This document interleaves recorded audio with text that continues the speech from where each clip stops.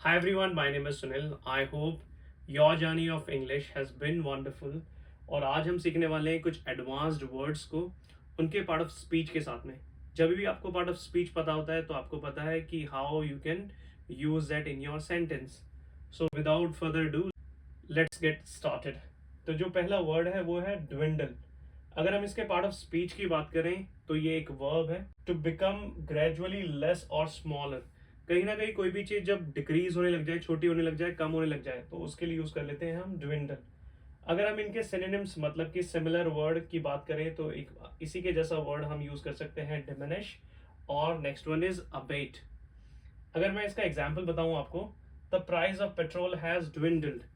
इसका मतलब है जो पेट्रोल का जो प्राइस है वो कहीं ना कहीं डिक्रीज हो गया है, कम हो गया है।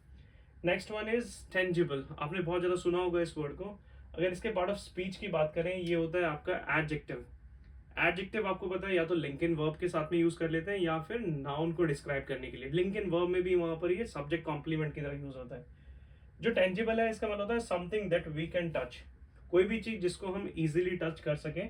अगर इसके सिमिलर सिनोनिम्स की बात करें, एक है टचेबल और एक है कॉन्क्रीट।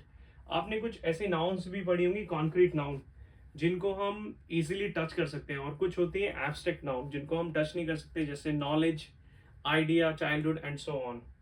एग्जाम्पल क्या है इसका? Some nouns are tangible like water, wood and so on. मतलब कि कुछ ऐसी नाउन्स हैं जिनको हम इजीली टच कर सकते हैं और उनको हम फील कर सकते हैं। द नेक्स्ट वन इज, क्या पढ़ने वाले हैं इसको, जो इसका राइट प्रोनाउंसिएशन है वो है एंटीथेसिस। एंटीथेसिस की अगर पार्ट ऑफ स्पीच की बात करें, ये एक नाउन है। इसका मतलब होता है द ऑपोजिट ऑफ समथिंग, मतलब किसी के विपरीत होना, मतलब बिल्कुल उससे अलग होना। अगर सिनोनिम्स की बात करें, the first one is contrary and next one is inverse. जैसे एग्जाम्पल क्या है इसका? He is antithesis of his father. मतलब कि वो अपने फादर से बहुत ज्यादा ऑपोजिट है। अगर उसके फादर पैसा कमा रहे हैं तो कहीं ना कहीं अनएम्प्लॉयड है। कुछ भी इस तरीके से आप समझ सकते हैं। नेक्स्ट वन है कैंडीड।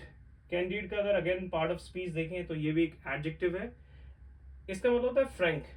अगर कुछ सिनोनिम्स की बात करें जो आपको हेल्प करने वाले हैं सेंटेंस को फॉर्म करने के लिए, और बार बार कैंडिड ना यूज करके आप इनके सिनोनिम्स को भी यूज कर सकते हैं। इसका मतलब होता है ऑनेस्ट या फिर फोर्थ राइट। एग्जाम्पल क्या है इसका? She is quite candied with everyone. मतलब उनका एक नेचर ऐसा है, वो हर किसी से घुल मिल जाती है, बहुत ज्यादा ओपन अप है। नेक्स्ट वन है कॉर्डियल। आप जब भी इनविटेशन देखते हैं वहां पे लिखा होता है यू आर कोर्डली इनवाइटेड। इसका पार्ट ऑफ जो स्पीच है वो है एडजेक्टिव। कहीं ना कहीं इसका मतलब होता है फ्रेंडली। और आपको एक कमेंट में कोर्डियल को यूज करते हुए एक सेंटेंस बनाना है। अगर इसके सिनोनिम्स की बात करें तो पहला है एफेबल और वार्म। जैसे एग्जाम्पल क्या है इसका? My students are cordial. जो मेरे स्टूडेंट्स है कहीं ना कहीं वो फ्रेंडली है, और I am also cordial with my students. Next one is dubious. Again ये भी एक एडजेक्टिव की तरह काम कर रहा है। इसका मतलब होता है डाउटफुल। जब किसी चीज पे आप डाउट करते हैं, संदेह करते हैं, अब आप किसी चीज को लेके क्लियर नहीं होते हैं, तो वहां पे इन वर्ड्स को यूज कर सकते हैं।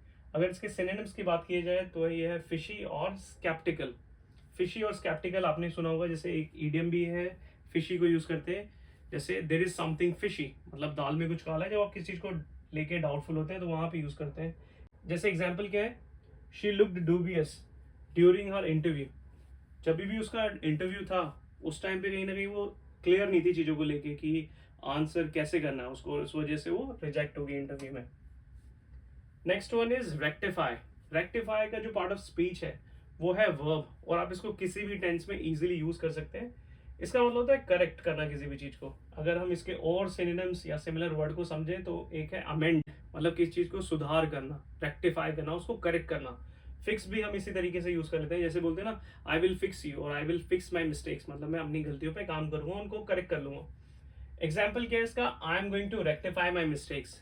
जो भी मेरी गलतियां हैं पास्ट की या इंग्लिश को लेके, I am going to work on them, मतलब उनको करेक्ट करने वाला। Next one is sorted. अगर इसके पार्ट ऑफ स्पीच की बात करें, ये भी एक एडजेक्टिव है। इसका मतलब होता है वेरी अनप्लेजेंट, बहुत घटिया के लिए यूज करते हैं सॉर्टेड।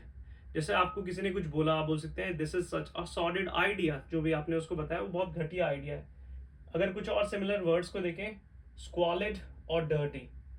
एग्जाम्पल से अगर हम इसको समझे तो यहाँ पर है it is sorted to see the condition of roads. जो भी रोड की कंडीशन है वो एक, मतलब उसको देख के एक अनप्लेजेंट फील और बहुत एक हॉरेबल एक्सपीरियंस होता है उन रोड्स को देख के। Next one is agile. ये एक एडजेक्टिव है। इसका मतलब होता है able to move quickly and easily. अगर हम इनके सिनोनिम की बात करें, अलर्ट या एक्टिव या फुर्तीले के लिए हम इसको यूज कर लेते हैं। एग्जाम्पल क्या है इसका, यंग चिल्ड्रन हैव एन एजल माइंड, मतलब एक बहुत ज़्यादा इंटेलिजेंट होते हैं, वो ब्रेनी होते हैं और बहुत जल्दी चीज़ों को कैच कर लेते हैं। लास्ट वर्ड है रिमोर्स। अगर इसके पार्ट ऑफ स्पीच की बात करें, कहीं ना कहीं अनकाउंटेबल नाउन है। इसका मतलब है रिग्रेट, मतलब जो भी अब पछतावा होता है। सिनोनिम्स क्या हो सकते हैं, जैसे गिल्ट और कंपंक्शन। कंपंक्शन भी बहुत अच्छा वर्ड है। ये सारे एडवांस्ड वर्ड मैंने बताया अभी तक आपको। एग्जाम्पल क्या है, I am full of remorse for my past, मतलब कहीं ना कहीं एक रिग्रेट है, वो पछतावा है पास्ट को लेके, जो भी पास्ट के अंदर में किया या हुआ लाइफ के अंदर में, उस तरीके से। मैंने यहाँ पर ईडियम्स आपको समझाने की कोशिश की है। जैसे पहला है cook and bull story. Cook and bull story का मतलब होता है एन अनट्रू स्टोरी, मतलब जो भी आप मन गढ़ंत कहानियां बना के बता रहे होते हैं जो सच नहीं होती बिल्कुल भी। In order to learn English you can tell a cock and bull story, it's true. अगर आपको इंग्लिश सीखनी है, कहीं ना कहीं आपको मन गढ़ंत कहानियां बतानी पड़ेगी, चाहे वो आपके साथ हुआ है नहीं हुआ है। अगर आपसे कोई पूछे how did you celebrate your birth, if you have not done many things, it really doesn't matter. You have to tell a lie, you have to fabricate things. The next one is a bed of roses. It means an easy or a pleasant situation.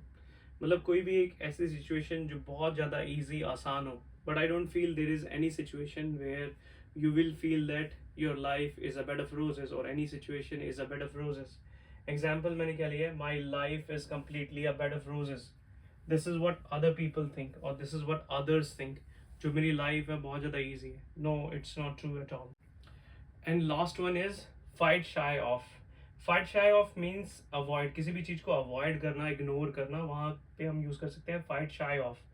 You should fight shy of failures of your life. मतलब जो भी आपके life के failure हैं उनको लेके ना बैठें, you should avoid them. Work on your present, work on your mistakes and learn from your mistake. This is what we can do in life if we want to be successful. I hope you enjoyed this video. Thank you for watching. See you in the next video. Bye.